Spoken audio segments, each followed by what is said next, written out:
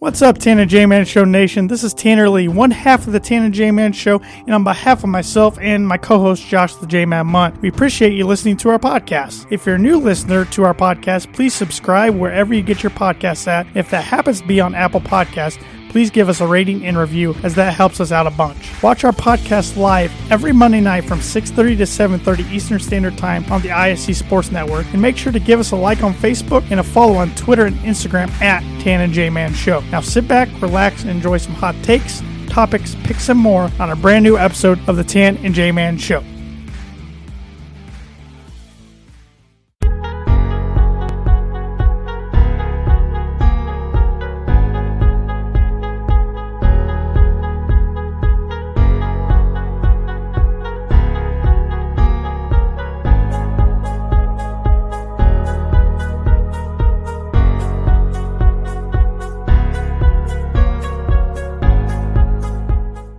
It's Monday.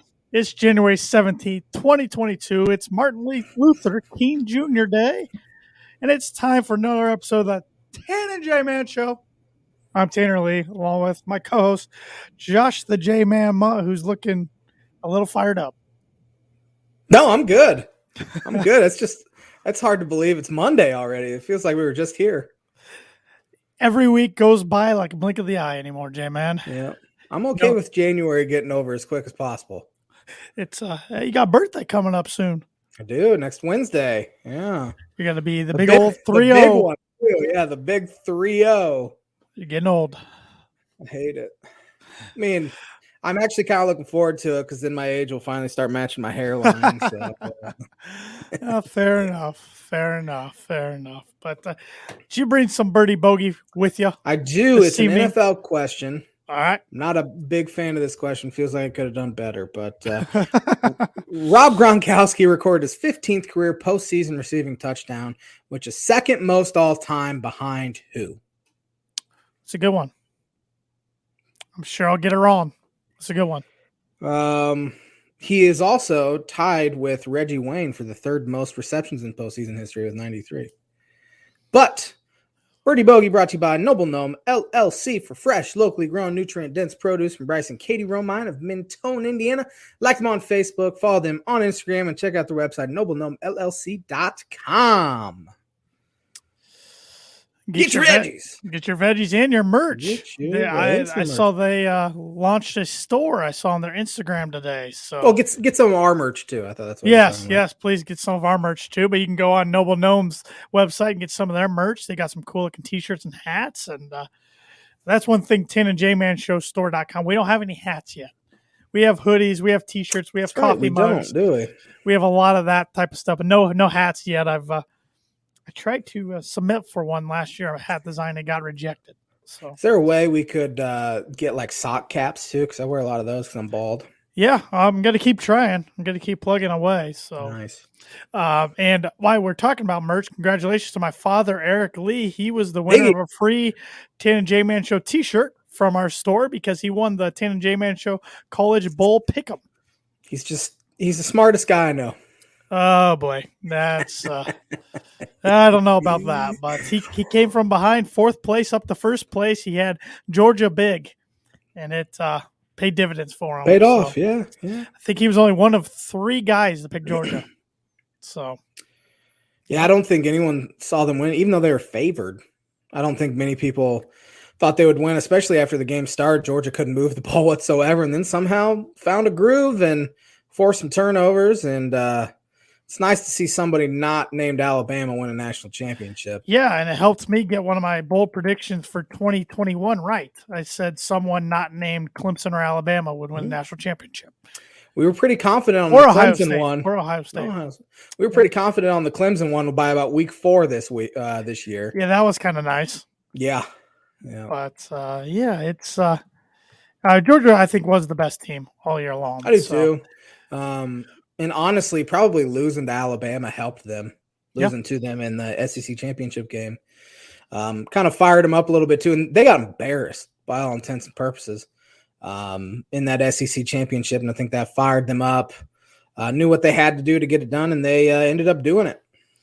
Yep. I mean, they'll probably be pretty good next year. And Alabama's going to be probably ranked 1, or if not 1, close to the top next year. Ohio State will be back up there. I mean, we'll see the same teams back up there again next year, but Sure.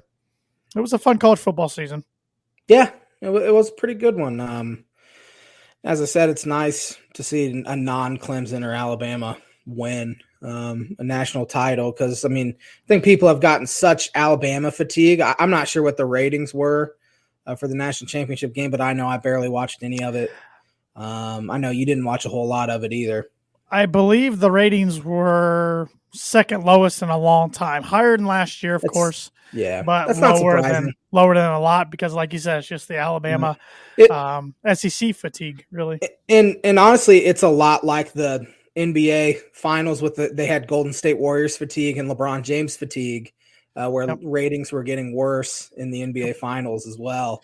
Until somebody else, the Raptors, came along and were able to knock off Golden State. And four years in a row, Golden State and Cleveland played. Even though they were usually pretty good series, but still. People just wanted to see something different. Sure. Yeah, so. Can't blame them. I mean, baseball was getting that way for me with the Astros and Dodgers always being up there, but it was different this year, which was nice. Yeah, and that's the good thing about Major League Baseball is we haven't had a repeat World Series winner since the Yankees in the late 90s and into 2000. But again, it seemed like it was always the same 4 teams there in the championship series. We had the Yankees, Red Sox, Dodgers. Cubs went to 3 straight. Who else do we have? The Cardinals have been there a bunch. So it's really, I mean, you can feel like there's more parity, but at the same time, it's the same 6 teams every year, it feels like. Yeah. And then NFL, and we'll talk about the playoffs here in a little bit later, but there's a good chance we're going to have somebody back in the Super Bowl that's been there either last year, year before. I mean, could see a repeat of last year's Super Bowl. It's not out of the question yet. That's for sure. I would say it's probably the most likely scenario too at this point. If I'm choosing Kansas City, Tampa Bay, or the field, I'm probably choosing Kansas City, Tampa Bay in That's fair. Super Bowl again. That's fair. Which, I mean, who knows if Super Bowl ratings will ever get low? But I think people are starting to get Patrick Mahomes fatigue and Kansas City fatigue. And of course, you've been there for a long time. Yeah. And people have had Tom Brady fatigue. Sure. Although it does help that he's kind of a villain and people like rooting against him. But you keep getting there and people are going to stop watching. Right. Which Tom Brady couldn't care less about that. But no, and he shouldn't. No, he shouldn't. No, he shouldn't. But we'll save the NFL playoff talk for the back half of the show. We got plenty of other things to talk about, including some college hoops. Big Ten landscape keeps shifting and changing. The college basketball landscape's been crazy. We saw Baylor, number 1 ranked Baylor last week, not go down once, but twice. Yeah. We saw USC go down twice. Yeah. Now Gonzaga shifted back to number 1, which I doubt they lose until turning time. I agree. Totally agree. A lot of people shifting. I mean, the Purdue Illinois game today was interesting. Their ranking right before tip-off changed right when the game tipped off. So, it was 7 against 25, and then it turned to 4 against 17? 4 against 17, yep. That was a heavyweight battle. That was a classic college basketball game. Yeah, and I couldn't watch a single second of it. Thanks, work. But I think that game cemented them as the 2 best teams in the Big Ten. I think so too. I mean, of course, Wisconsin's up there in standings, so is Michigan State. But I think, maybe Purdue or Illinois both don't win the Big Ten title, and Wisconsin or Michigan State does. But I still think Purdue and Illinois have the best chance at making more noise than the other teams in the Big Ten in the tournament. And especially as far as Illinois goes, getting Andre Curbelo back. He told you that was going to happen. I thought there was no way. Brad Underwood said after the game, he literally only practiced twice, and they thought they were going to play him like 6 to 8 minutes or so just to spell Trent Frazier. He ends up playing 26 minutes, scoring 20 points, and not turn the ball over. He was. That was a gutsy performance from he was really the guy that kept minute because Kofi Coburn had his worst game of the year, if not his career to this point. Zach Edey dominated him for the most part. But just getting Curbelo back just adds another level to the Illinois basketball program. It definitely raises the floor and the ceiling as well. So even in a loss, I felt pretty dang good about everything. And I think I know Underwood said he feels pretty good about it. It sucks that they lost. It was a big opportunity to win, and it would have almost maybe even prevented Purdue from even having a shot at the regular season title. And now they're right back in the thick of things. So as you said, classic Big Ten matchup, two Big Ten heavyweights. And I think those are the two best teams in the league. Yeah. Illinois with Carbella back. I mean, it's tough to find a better combination of three guards that are quick and can shoot. Him, Frazier, and Plummer. Goodness. I mean, it's even with Kofi out, those guys were hitting threes, not Carbella too much, but Frazier and Plummer. And I mean, they can shoot you right back in the game. With that lineup, they'll be able to score. It's defensively is where it's going to be the issue, where you have three guards out there that are 6'1" and shorter. It'll be fun offensively, but again, they give up 96 points. Now, a lot of that was at the free throw line late, in overtimes. But yeah, I mean, Edey was absolutely dominant today. Jaden Ivey did a majority of his work from the free throw line today. Right. Yep. I saw one clip of him having a monstrous block in the second half on Plummer. Hit about 20 rows deep. But yeah, I mean, Purdue's probably the best team in the league. Even coming into the game, I was thinking I'm struggling to see a scenario where Illinois even keeps it in single digits, and I was pretty happy they did and forced double overtime because I just think Purdue's just a nightmare of a matchup for a majority of teams just due to their size and their depth in the front court. Yeah, I mean, they played 10 guys, I believe, today. And like I said, when you can sub Edey and Williams out for each other, it's almost unfair against most teams because they played different styles too. I mean, Williams had a rough day. He could not make anything around the rim, but he made a few big ones down the stretch and two big free throws in double overtime, but he couldn't make much. I mean, I think he and Ivey combined 9 for 28 from the floor, but like you said, Ivey, a majority of his points came from the free throw line. Really, the guys who stepped up big for Purdue were Sasha Stefanovic, who actually missed 90% free throw shooting. He missed 2, if not 3 today, but he hit some big threes. And then Eric Hunter Jr. had his best game of the year today. So on both ends of the floor. Yeah, I was upset I couldn't watch any, but at the same time, I'm kind of glad I couldn't watch any. It's a lot less nerve-wracking when you're just having to check the score every once in a while than it is watching the game. Because I would have been on the edge of my seat the entire time, sweating. I was on the edge. Sweating in my room. But, classic game. Really can't be too upset as far as my team losing. It's funny because I was yelling at the seniors not being closers because Purdue could have put it away in regulation easily. Up 7 with 1:58 left. And then again in overtime, and we're missing free throws and not getting stops. And I'm like, here we go again. I mean, they had a chance to beat both their losses, Rutgers and Wisconsin. They're up 7 at different points in the second half.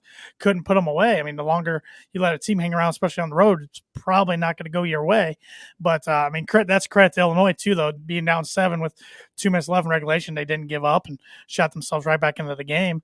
But it was just a classic heavyweight knockout match. I mean, now Purdue might have a little tired legs going into Bloomington on Thursday, but I'll take it. Sure. I mean, that's a win against the top 10 team in the net ranking. I mean, that's a heck of a win. Maybe end up being the best win they have all year on the road. And that place was rocking too. At least it sounded like it on the radio. Yeah, it was rocking. I mean, I don't think they had their full student section, but a lot of students were there. It was rocking. Yeah, it was. They got them going a couple times. Yeah, heck of a win for Purdue. Missed opportunity for Illinois is what it is. Illinois has at Maryland Friday night, so they need to bounce back, and I could see them being a little sluggish to start, and they can't afford to because that would be now. I mean, they've been sluggish about 4 straight games to start, and they've ended up fighting their way back, but you can't get down double digits in the first half, down 11 at halftime today, and they clawed back, but you just can't do that and expect to win very often. Sure. And those two teams will do battle again at Mackey on February 10th. So it'll be another good game there. Purdue's not done this week by any means. They go down to Bloomington Thursday night and then at home Sunday against Northwestern. And before today even started, I was like, I will take 2 out of 3 in a heartbeat this week. So I'm feeling pretty good right now. I saw an interesting stat regarding Purdue and Indiana. I'm going to pull it up here. Let's see. Indiana's currently up 7 with 5 minutes left in the first half at Nebraska. Things that didn't exist the last time IU basketball beat Purdue. That was back on that's February 20th, 2016. AirPods, TikTok, Amazon's Alexa, Stranger Things, Rogue One, Finding Dory, World Champion Cubs of 2016, Broadway's Hamilton, Princess Meghan Markle, two-time Super Bowl champ Peyton Manning, and President Donald Trump. Dang. Which I think they're wrong about the Super Bowl champion one. I'm trying to look for the date down here, but they're wrong about that one. Yeah, that was like later in February, wasn't it? That was February 7th, 2016. Yeah, and IU beat Super Purdue on Bowl February 20th. Yeah, the Super Bowl was. So that one's wrong, but the rest of it's on. Trying to think what else didn't exist. It's been a long time. That's what makes me nervous about Thursday night's 6 game. years. I mean, that place is going to be absolutely rocking, like it always is. This might be the best Indiana team since then, too. Yeah, do you think it's better than the one 2 years ago when they would have made the tournament, but COVID shut down the NCAA tournament? I think this one's better because I think that Indiana team was looking at being like a 10 seed or something like that. I mean, this team can't afford to blow leads at Iowa like they did on Thursday night, lose to Nebraska tonight. If they lose to Nebraska, you can't have them in the tournament right now. Can't. Yeah, they have a loss at Penn State already, a loss at Syracuse. Haven't lost a home game yet. No. Have to find a way to win on the road. Have they done it yet this year? I don't believe so. They won neutral against. They have 4 losses. At Syracuse, at Penn State, at Wisconsin, and then at Iowa. So no, and I mean, there's nothing wrong with losing on the road, but you got to find a way to win one. Yeah, that's what gets you in the tournament. Road wins. So. Yeah, this team's probably comparable, I would say. Yeah. They're going to be in trouble when they have to sit Trace Jackson Davis, much like Illinois was when they sat Coburn, even though Coburn was horrendous today. And honestly, Benjamin Bossman's Verdonk kind of kept him into the game, number 13. I about crapped my pants when he goes to free throw line one time today, 3 for 10 here and made them both. Yeah, and they missed 2 late. That probably cost him the game, or at least a shot at the game. He's a physical guy. He's not very good as far as scoring wise. I don't think he makes many shots around the rim, especially in Big Ten play, but he provided good minutes today, much better minutes than Omar Payne gave him. I was going to say, Payne, that hurt him, getting the flagrant and the technical. Switched the entire first half. Illinois, I think, was on an 11-0 run, 10-0 run, something like that. And they had a lead at that point, and it turned into, I think, like a 6-point possession or something. And I'm sure there was a lot of jawing going on out there between these two, because these two teams don't really like each other very much. They play pretty hard, but no reason to elbow the guy in the head. Just running by him. Is that what happened? Yeah, he was running by Stefanovic, stuck out his elbow and elbowed him. And Travian Williams saw it. Trey walked up and got in his face, and they started getting face to face. So they called a technical on both of them, and they went and reviewed it, and called a flagrant. I mean, well, it was 2 years ago when Alan Griffin stepped on Sasha Stefanovic. Yep. Omar Payne's done that crap before. He did it in the SEC tournament this past year with Florida. He elbowed the guy and got kicked out of the game. Tennessee. Yep. It was against Tennessee. It was ugly too. Yep. He's got to play under control. He's coming off 2 really good games too, probably his 2 best. At the University of Illinois, and he does something like that. I don't know if did he play there. Did he? I was gonna say I didn't think Brad put him back in because I remember Kofi picked up a second in the first half right after, and they put Omar back in, but I doubt he played after that. Yeah, Kofi getting his 4th with 17 minutes left was just a killer. I mean, Illinois couldn't put him back in until about 8 minutes left. It's one of those things. That's only the second time he's been in foul trouble this year. The other time was at Nebraska just last Tuesday, and that's the bad thing about not having any sort of depth. You gotta kind of roll with him. He pick up his 4th. I mean, it is what it is, but there's such a drop off from him to the players coming in behind him that you have to kind of roll the dice at times. Yeah, I think one was over the back and the other ones were just defensive fouls. They took it at him. And probably some of it was he was frustrated because he couldn't do anything because Edie's size ate him up. He struggled against guys that are bigger than him, obviously, because he's not super quick, nor is he super athletic. Well, Edie, normally he can get the ball down low and can back somebody down. He couldn't really do that against Kofi, but with his wingspan, he still could get to the rim, and he was making a lot of shots. I think that was frustrating Coburn because Coburn wasn't playing bad defense. It's just Edey's arms are so darn long.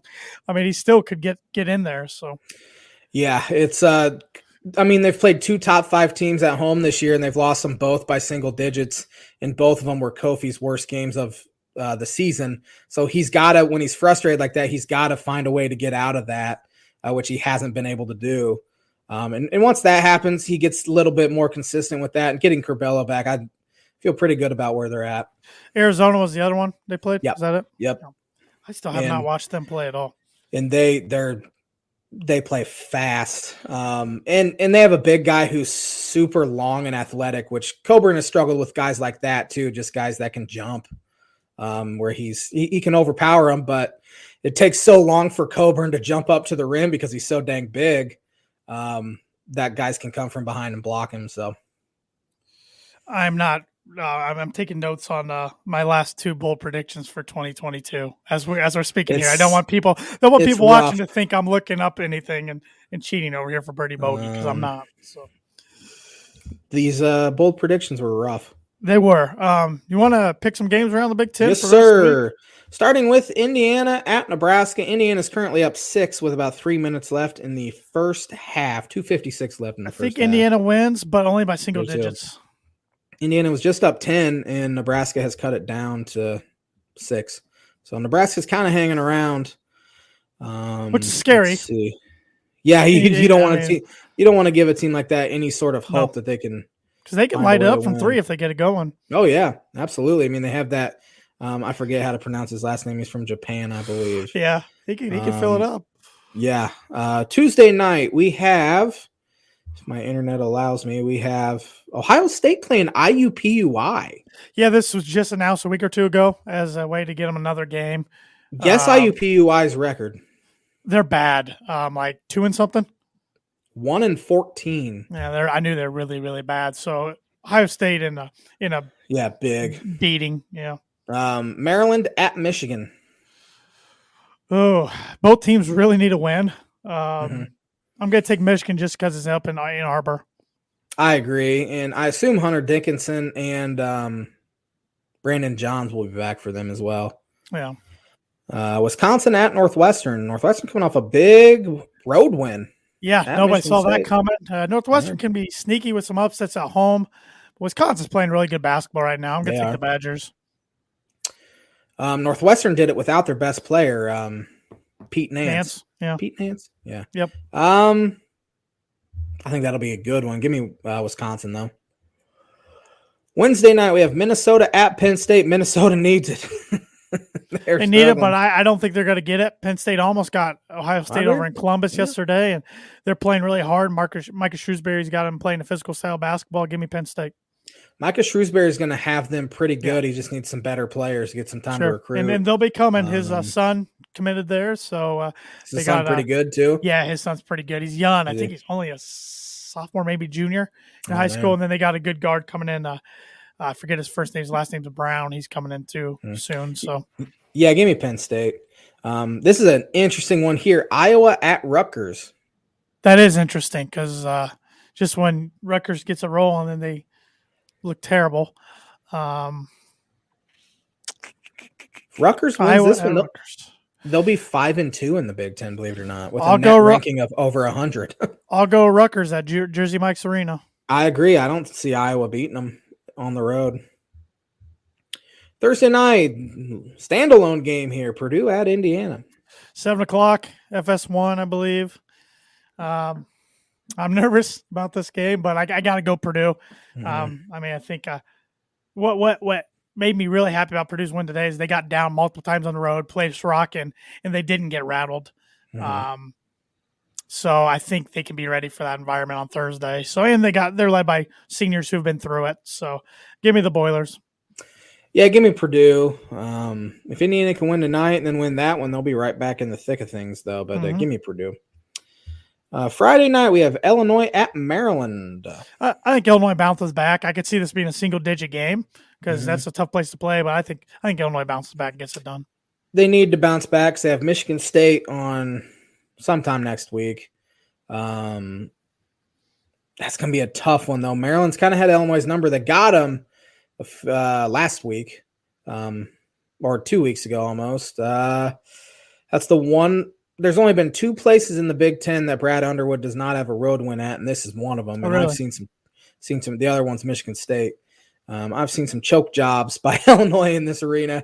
But give me Illinois. I think they bounce back. Getting Curbelo back is huge.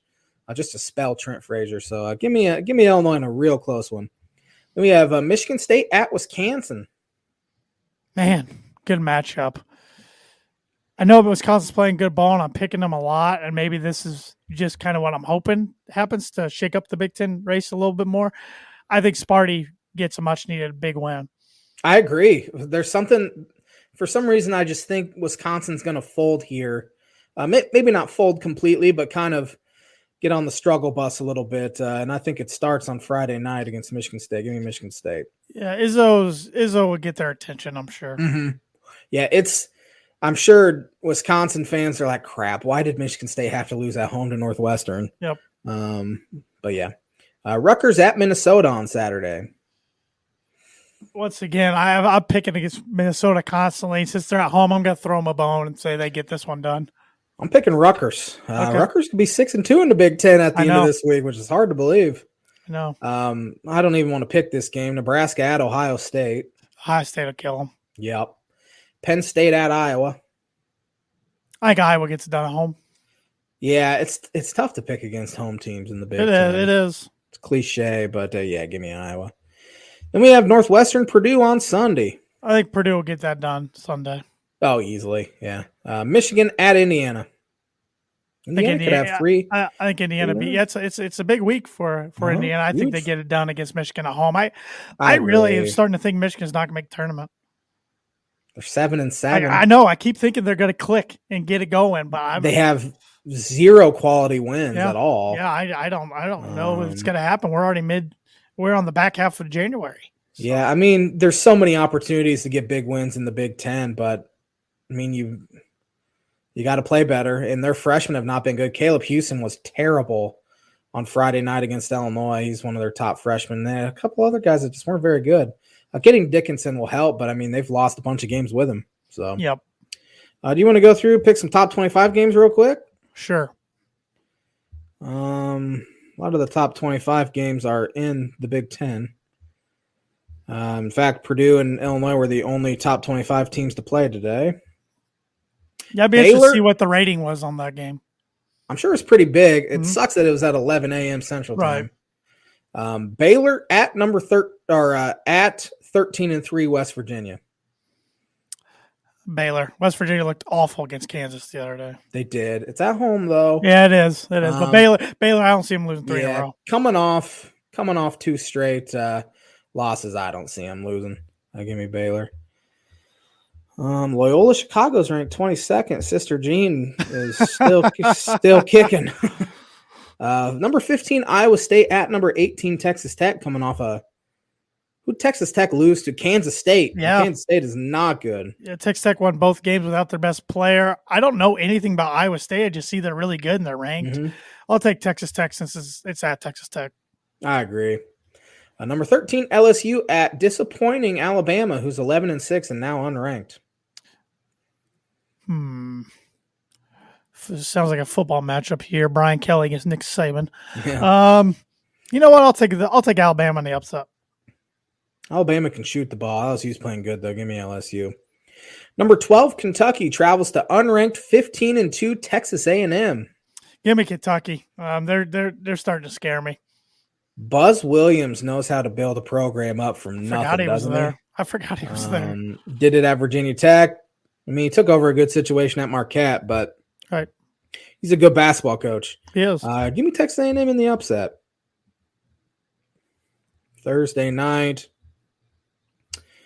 San Francisco at Gonzaga. San Francisco's 15-3. Oh, they're good. They're good, solid program and have been for, I think, the last couple of years, but give me the Zags. Nobody wins up there. Gonzaga scored 60 points in the first half each of their past 3 games. Starting to roll. Number 12, Kentucky at number 2, Auburn on Saturday. Ugh, Bruce Pearl was a slimy guy. Two slimy fellas. They're athletic. I mean, Kentucky's athletic too, but I have a tough time picking against home teams college basketball. Give me Auburn. Mm-hmm. Give me Auburn as well. I think that's going to do it as far as picking top 25 games. Well, while we're talking about college basketball, I'm going to do the word association. Beautiful. I got college basketball. I did kind of the same thing you did to me last week, but in your case, it's Illinois players. And I made sure not to get any active Illinois players, but I did one per recruiting class dating back to, I think, 2002. So we're going back a ways. Darren Williams. D-Well, arguably the best Illini to play in the NBA, multiple-time All-Star. It was a legitimate argument between who is the best point guard in the league in like the late 2000s between D-Well and Chris Paul. Obviously, Chris Paul's ended up being the better one, but D-Well was a star. Warren Carter.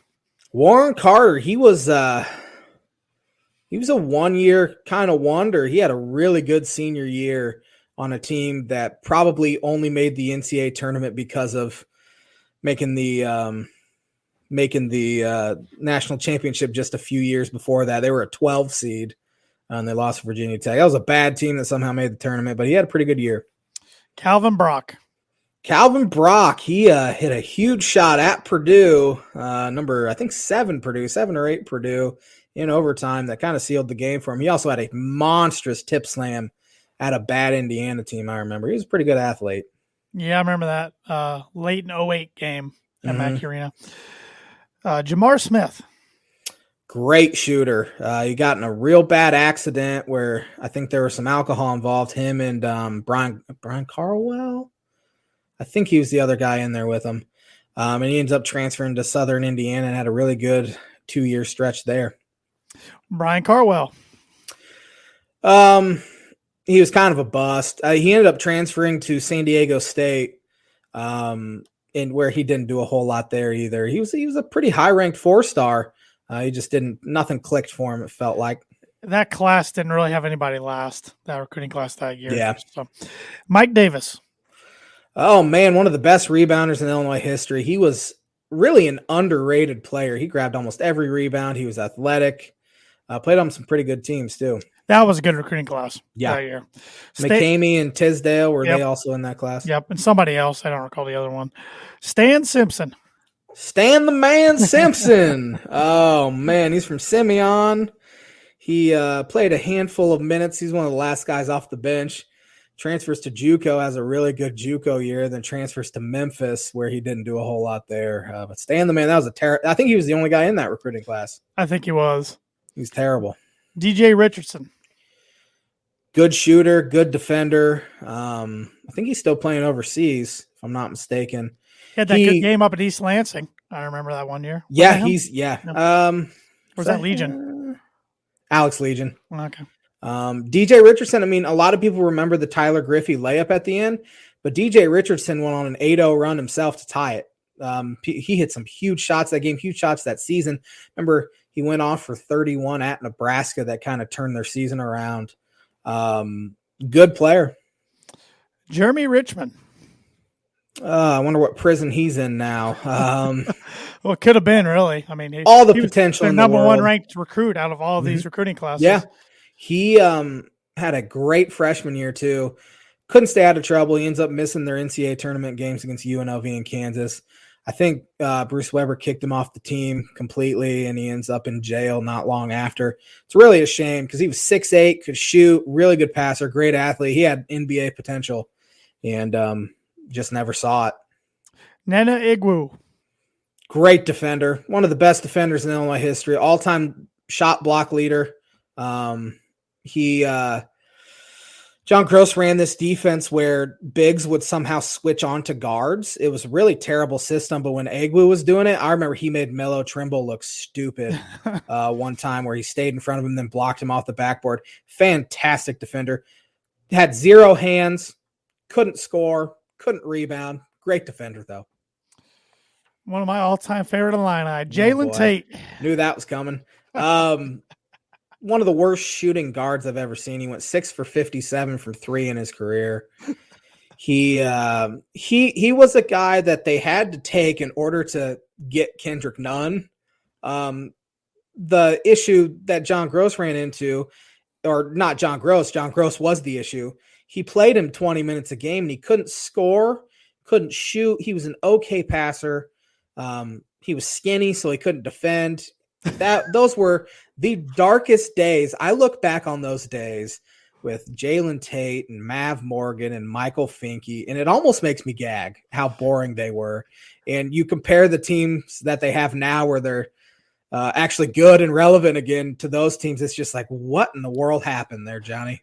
You talk about those days like I do the Darrell Hazel football days. Yeah, it is pretty similar. I mean, they weren't obviously as bad as the Hazel days got, but that mediocrity that they kind of lived in was awful. LeRon Black. He was kind of, I wouldn't say a bust. He couldn't stay healthy. Then he pulled a knife on a bouncer, which is probably never a good idea. He was a decent player on some bad teams. I don't think he could have really seen the court for some of these teams now, but I look back fondly of LeRon Black. He was kind of the first big recruit John Gross got. He was a 5-star when he committed. Yep. Four more here. Kipper Nichols.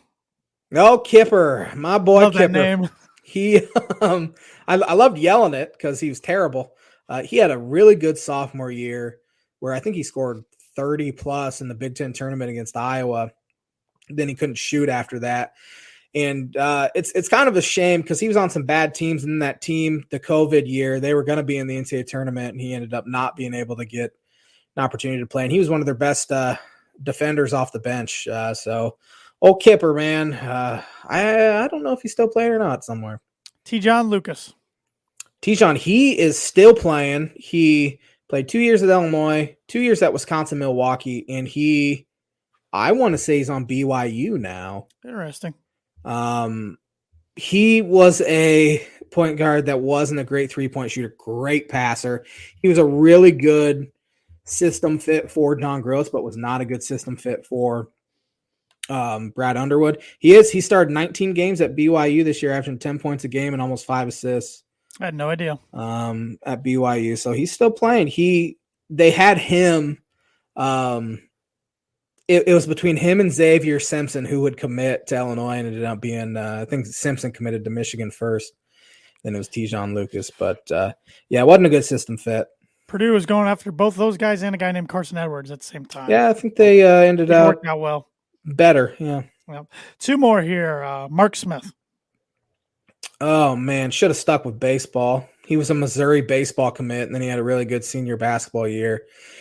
He's the sole reason E.J. Liddell is not wearing orange and blue. The sole reason. That sucks. And Alan Griffin.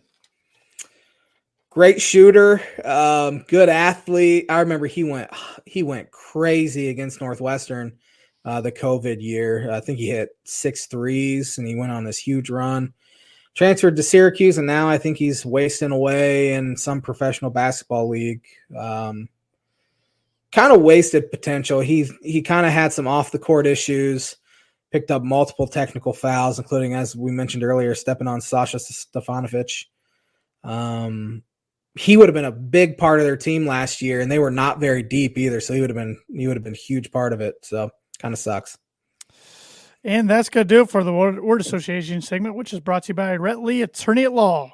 Rhett Lee and the law office of Andrew Key LLC are located at 206 4th Street in Logansport, Indiana. Rhett provides legal services to the people of North Central Indiana and practices criminal defense, family law, and personal injury. If you need a lawyer who cares about your results and will fight for you, call Rhett today to schedule a free consultation at 574-722-2221. And I bet he was a happy camper last Monday night watching his yes. Bulldogs bring home their first national title in a long time. Yes, sir. Yes, sir. You want to get educated here real quick? I need it. I always need it. On this day, hold on one second. I'm doing this inflation calculator here real quick. On this day in 1934, New York Giants reward NL MVP pitcher Carl Hubble with a huge $18,000 contract. which in today's world would be $374,000 a year. Good money, not MVP type money. That's below. Yeah, that's below league minimum now. But huge contract. Who was the first overall pick in the 1952 NFL draft? I have no idea. Bill Wade. Never heard of him. Vanderbilt. Doesn't even give a position. Vanderbilt? Yeah, out of Vanderbilt. Wow. On this day in 1961, the NBA All-Star Game was played. Who won MVP? 61? Elgin Baylor? I don't know. Oscar Robertson. Good guess, though. Yeah. Big O. Big O. On this day in 1971, who won Super Bowl V? I could easily cheat and look over here. Was that the Steelers? No, Baltimore Colts beat the Dallas Cowboys. Yep, they did. I'm looking at it right there by a score of, I think it says 16-13. Yep, the MVP was a Dallas Cowboy, though. Really? Who was it? Chuck Howley. That's interesting. Yeah, I don't. It's a different day back then, I guess, giving a losing team an MVP award. On this day in 1988, who won the AFC Championship game? Denver Broncos. Yes. What happened? That was at the fumble? It was the fumble. Yeah. And Spiner at the Denver 3-yard line with a minute. I had to think about that one. I'm like, oh, the drive was before that. So. On this day in 1993, the Buffalo Bills beat the Miami Dolphins 29-10 in the AFC Championship game. I'm pretty sure the Dolphins won the division that year too. My dad would be able to tell me differently, but they obviously did because they were hosting the AFC Championship. That's when the AFC teams had Bills fatigue. Yeah, that would that have been 3 or 4 straight? They made 4 straight. Yeah, I don't remember. I know it was later because 92 they went because that was my birthday on the day I was born. It looks like, well, they play back to back against Dallas, so that doesn't help me. I think 94. Because 90. Yeah. If it was back to back because it was Bills Cowboys in 93 because the Cowboys beat the Niners. This would have been the 3rd straight then for. In 93, the Bills should have lost to the Oilers in the playoffs before the AFC Championship game. And Frank Reich came off the bench for an injured Jim Kelly and led the comeback. Yep. On this day in 1995, the Los Angeles Rams announced they are moving to St. Louis. Only to come back. Now they're back. Yep. On this day in 1997, NBA suspends Dennis Rodman indefinitely for kicking a cameraman. I remember that. Well, I remember seeing, not when it happened, but yeah. He was a Laker at the time, wasn't he? 97? No, he's a Bull. He was a Bull. I'm an idiot. That was still when Jordan was playing. I'm an idiot. Yeah. Who won the AFC Championship game on this day in 99? 99? That was the Denver Broncos. Who'd they beat? 99 would have been the New York Jets. Yep. Features infamous The Miss. Yeah, they got down 10-0 in that game. Oh, that's actually wrong. Because that was for the NFC Championship game that year. That was Falcons and Falcons and Minnesota. Vikings. Yep. On this day in 2012, LeBron James became the youngest in NBA history to record 20,000 career points. Keeps putting the records away. He passed Kobe Bryant by a year and 105 days. So that's going to do it for On This Day. And we still do not have a sponsor for the On This Day segment. So if you're interested in becoming a sponsor of that segment, let Josh or I know, and we will make it happen. Yes, sir. Talk some NFL here. Well, let's wrap up our bowl predictions before. That's right. NFL. We have our last 8 of it's part 3 of 3 of the 22 bowl predictions for 2022. We went 7-7. Now we're capping off with 8. So I actually did 8. In the week 1. Oh, did you? So I only have 7. Yeah. Unless I did 8 week 1, but if so, I'll take one of these 23 bowl predictions. I did 8 tonight, so I didn't go back to listen. So, all right. Why don't you kick us off there? The San Francisco Giants will not make the playoffs after winning 107 games last year. best record in the NBA in Major League Baseball, and I do not think they make the playoffs this next year. Buster Posey retired. Thought they were a pretty lucky team to get to that point anyway. So, well, I will follow that up with I don't think the Chicago White Sox make the playoffs. Ooh, I had them going to there. ALCS last year. Now I have them high expectations. They're on the south side. Mm-hmm. I don't think they even come close. I think they're going to have to cut payroll, much like the Cubs did the past couple years, because guys are getting expensive. Yep.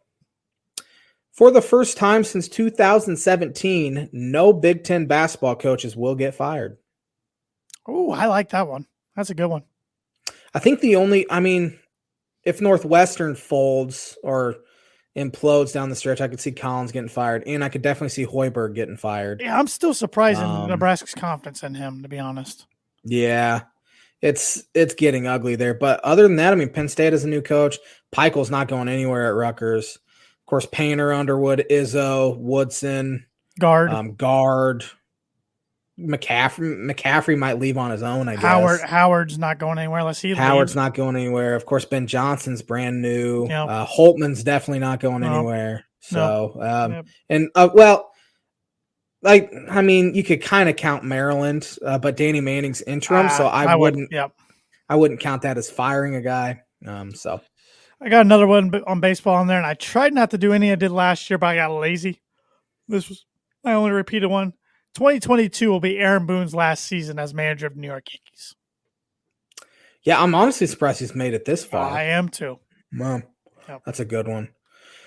I don't even know if this is possible. I assume it's possible, but every team in the Big Ten West will make a bowl next year. That's possible. Yeah, that's possible. And I got a Big Ten West one down here, and this is more me just being hopeful, but Purdue will win the Big Ten West. That's bold. If we want bold, that's bold. Yeah, that's absolutely bold. Now I said it's not going to happen. Speaking of Big Ten football, the Big Ten will have a Heisman Trophy winner for the first time since Troy Smith in 2006. C.J. Stroud? I think it'll be C.J. Stroud. Yep. Let's see here. 2022 will be Tom Brady's last season. I could definitely see that. I hope so. Mm-hmm. I really hope so. Mm-hmm. Sticking with the NFL, Joe Burrow will win the MVP trophy. Of course, we won't know until 2023, but I think his season will be fantastic next year. One of your bold predictions for this year was Josh Allen. MVP. He started off hot. Yep. I think Pittsburgh quarterback Kenny Pickett will be the first quarterback selected in the NFL draft. Yeah, definitely see that. No Big Ten teams will get past the Sweet 16. I had one Big Ten team in the Final Four last week, and now you're saying no past Sweet 16. That'd be pretty disappointing. Yeah, that would be definitely disappointing. Mm-hmm. But it could definitely happen. I could see multiple teams making a run to the Final Four, though. I think we saw two of them today. Yeah. Trying to be bold, though. Sure. I honestly don't think there's this team is amazing in the Big Ten. They'll just every year they beat up on each other, and it's all about who you have in the NCAA tournament. And luckily for Purdue, they finally have a guy who's looking like a lottery pick in Jaden Ivey, which the Big Ten hasn't had a guy like that in a long time. Franz Wagner is tearing it up really in the NBA. He was a lottery pick, but I don't think many people would look at him and say that is a lottery pick. Bryson DeChambeau will win the Masters. Ooh, I have Rory winning the Masters. Yes, you do. My last one here. I think it's my last one here. The Toronto Blue Jays will win the World Series. Wow. I am a believer in the Toronto Blue Jays. They did lose Marcus Semien, which is rough, but they did sign. Who did they sign? They signed Robbie Ray back, I believe. I don't know, but I'm a believer in Vlad. They'll party like it's 1993 and 92 all over again. Well, I got two more since I might have screwed this whole thing up doing 8 tonight, but Ricky Fowler will win a PGA Tour tournament this year. You think so, huh? I haven't lost hope. Will he finally win a major? No. Or is that time done? I think, being a Ricky fan, I think he'll grab one eventually, but it'll be like an Open when he's a little older and when everybody's already kind of written him off like he's not going to win one. Mm-hmm. And my last one, this might be my boldest one yet, Josh. The NBA will announce the return of the Seattle Supersonics. That's super bold. I love it, though. I mean, they have an NHL team now. Why not add another NBA? Come on. Why not add the NBA back? They got the NFL. They got MLB. Come on. That city loved their Sonics. Absolutely. They should have that never happens, left. We've talked about that a bunch. I will be head to toe in Sonic gear. Tickets to see them in Indy. I mean, you could probably still buy Sonic gear right now. Oh, you can. It is cool looking. Yeah, I should. I should get myself prepared for the day. Absolutely. Go get yourself a Sean Kemp jersey or something. No, in my luck. Gary Payton. They'll have expansion team in Seattle and I'll be the Sonics. Yeah, some dumb name like the Seattle Starbucks or something like that. New start with an S, though. Yeah. NFL, we only have 10 minutes left. We had a lot Yes, to we talk do. about. Yes, we do. We saw more blowouts than we did good games over the weekend. Yep. The Dallas Cowboys game was fantastic. There's no team I like watching. Didn't watch a play of it, but saw the highlights today. I know you and I were talking the night before, night before. We said if Jimmy G takes care of the ball, I think San Francisco can win that game. He threw a horrendous interception that really kept Dallas in it, or it would have been a blowout. Anthony Brown. Threw it right to. Yeah, he catches it now. Yeah. And then I saw Cowboys fans whining about the official running over Dak. He literally has to touch the ball in order for them to snap it. So terrible play call. 14 seconds left and you run a QB draw like that? That was idiotic. That's on Kellen Moore.